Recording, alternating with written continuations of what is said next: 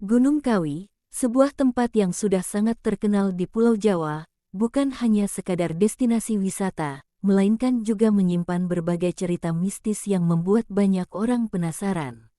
Pesugihan Gunung Kawi, keinginan kekayaan yang membawa malapetaka. Di kawasan yang dikenal dengan pesugihan Gunung Kawi, banyak orang yang datang dengan niat awal mencari berkah atau pertolongan. Namun, tak sedikit dari mereka yang akhirnya terjerumus dalam pencarian kekayaan secara instan. Pesugihan Gunung Kawi diyakini terletak di antara makam dan petilasan Prabu Kameswara I. Area ini dianggap penuh dengan makhluk astral dan energi gaib yang bisa mempengaruhi kehidupan mereka yang terjebak dalam praktik pesugihan. Beberapa orang yang pernah berkunjung menggambarkan Gunung Kawi sebagai semacam supermarket pesugihan, tempat di mana berbagai jenis makhluk gaib, mulai dari tuyul hingga buto ijo, bisa ditemukan. Salah satu jenis pesugihan yang paling dicari adalah pesugihan siluman monyet. Monyet-monyet yang sering terlihat di sekitar kawasan ini dipercaya merupakan manifestasi dari sukma-sukma yang dikorbankan oleh mereka yang ingin memperoleh kekayaan secara cepat. Namun, pesugihan Gunung Kawi ini sebenarnya tidak ada kaitannya dengan makam Eyang Zakaria II, Eyang Raden Mas Sujono, atau petilasan Prabu Kameswara. Pesugihan ini muncul akibat kesalahan langkah orang-orang yang mencari jalan pintas menuju harta dengan cara yang tidak benar. Pelaku pesugihan di Gunung Kawi umumnya adalah orang yang sudah berkeluarga. Mereka seringkali datang bersama seseorang yang memiliki koneksi dengan dukun pesugihan di tempat tersebut. Dalam perjalanan menuju tempat pemujaan, mereka akan bertemu dengan sosok misterius yang dikenal sebagai Surojoyo, yang seringkali menyamar sebagai petani atau pencari rumput. Jika sosok ini melarang mereka melanjutkan perjalanan, sebaiknya mereka menunda niat mereka. Namun, jika mereka diperbolehkan, perjalanan akan berlanjut menuju keraton lelembut di Gunung Kawi. Dampak tragis pengorbanan. Begitu kambing kendit disembelih, nasib orang yang paling disayangi pelaku pesugihan akan langsung terhubung dengan hewan tersebut.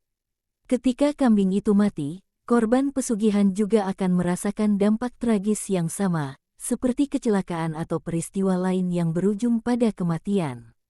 Konon, itulah cara kerja pesugihan di Gunung Kawi yang berbahaya. Selain itu, beberapa hewan yang terlihat di sekitar Gunung Kawi, seperti monyet, juga bisa saja merupakan korban dari praktik pesugihan yang dilakukan oleh keluarga mereka sendiri. Kadang-kadang, dukun yang bekerja dengan penguasa Gunung Kawi memberi petunjuk kepada pelaku untuk membawa makanan kesukaan anak yang telah mereka jadikan tumbal. Seringkali, monyet kecil akan datang, mengambil makanan tersebut, dan memakannya sambil menangis, yang dianggap sebagai simbol penderitaan anak yang dikorbankan oleh orang tuanya. Kepercayaan akan adanya pesugihan tak lepas dari pemahaman, harta dibalas nyawa. Mitos yang beredar di masyarakat menyebutkan bahwa kekayaan yang diperoleh melalui jalan pesugihan harus dibayar dengan nyawa. Dua tempat yang dikaitkan dengan pesugihan. Misteri pesugihan ini dikaitkan dengan dua tempat utama, yaitu Pesarian Gunung Kawi dan Keraton Gunung Kawi. Meskipun keduanya adalah tempat ziarah, masing-masing memiliki cerita pesugihan yang berbeda. Dua tempat yang dikaitkan dengan pesugihan. Misteri pesugihan ini dikaitkan dengan dua tempat utama, yaitu Pesarian Gunung Kawi dan Keraton Gunung Kawi. Meskipun keduanya adalah tempat ziarah, masing-masing memiliki cerita pesugihan yang berbeda. Pertama yaitu Pesarian Gunung Kawi. Pesarian Gunung Kawi adalah tempat peristirahatan terakhir Eyang Jugo Kiai Zakaria II dan murid sekaligus anak angkatnya, Raden Mas Iman Sujono. Eyang Jugo bukanlah sosok sembarangan.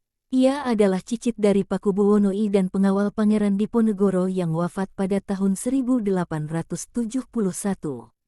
Pesarian Gunung Kawi dikenal karena adanya pohon dewandaru yang berada tepat di depan makam Eyang Jugo. Pohon ini diyakini membawa keberuntungan bagi siapa saja yang kejatuhan buah atau daunnya saat bertapa. Dari ceritanya pohon dewandaru itu dari tongkat Eyang Jugo yang ditancapkan.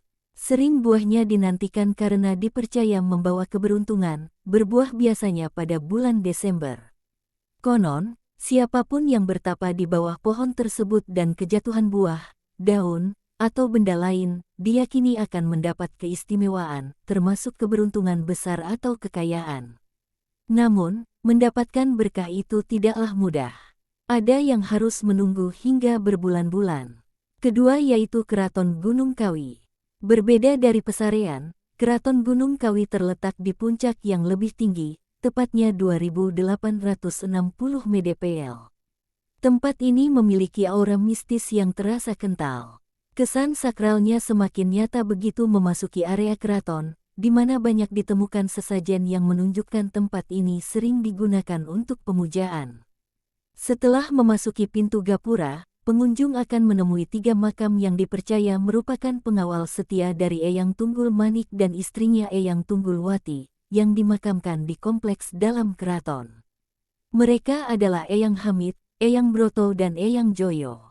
Setelah melewati area makam tersebut, pengunjung akan menemui bangunan tepat berada di ujung anak tangga yang dinamai Keraton Gunung Kawi. Pada sisi timur bangunan berdiri pohon Dewan Daro, 3 makam di depan, merupakan pengawal Eyang Tunggul Manik. Sesuai namanya diyakini merupakan sanepan, Eyang Hamid dimaknai amit atau permisi, Eyang Broto dimaknai bertapa atau meditasi untuk berdoa kepada Tuhan, dan Eyang Joyo melambangkan kejayaan atau barokah. Jadi prosesnya begitu, di sini kalau malam Selasa Kliwon, Kamis Kliwon, dan malam 1 Suro selalu ramai para pengunjung untuk berziarah. Mereka dari berbagai daerah luar Malang maupun dari luar Jawa. Aroma kemenyan dan bunga 7 rupa mulai terhirup di udara, pertanda gerbang menuju Gunung Kawi tinggal sedepah. Sebelum sampai di petilasan yang masyhur karena mitos pesugihannya itu. Saat sang juru kunci lewat di jalan utama, suasana segera senyap. Seluruh warga menunggu hingga Raden Iwan dan rombongan menghilang dari pandangan. Raden Iwan Suryadoko adalah generasi keempat juru kunci Gunung Kawi, cucu Eyang Jogo, pendiri petilasan kondang tersebut. Malam itu, Raden Iwan turun sendiri mengawal ritual keluarga keturunan Tionghoa, yang baru saja menunaikan syukuran atas bangkitnya usaha mereka. Salah satu anggota keluarga itu meminta menyamarkan identitasnya. Dia minta dipanggil Budi saja. Lelaki di usia kepala 4 asal Jember ini mengaku sebagai nasabah rutin Gunung Kawi. Saban tahun, mereka mengusahakan hadir di tanah bertuah itu sebanyak 4 hingga 5 kali. Penulis menghimbau agar masyarakat tidak mengikuti langkah yang tidak sesuai ajaran agama, rajinlah beribadah serta berusaha semoga Allah memberikan ridho dan berkahnya. Amin ya Rabbal Alamin.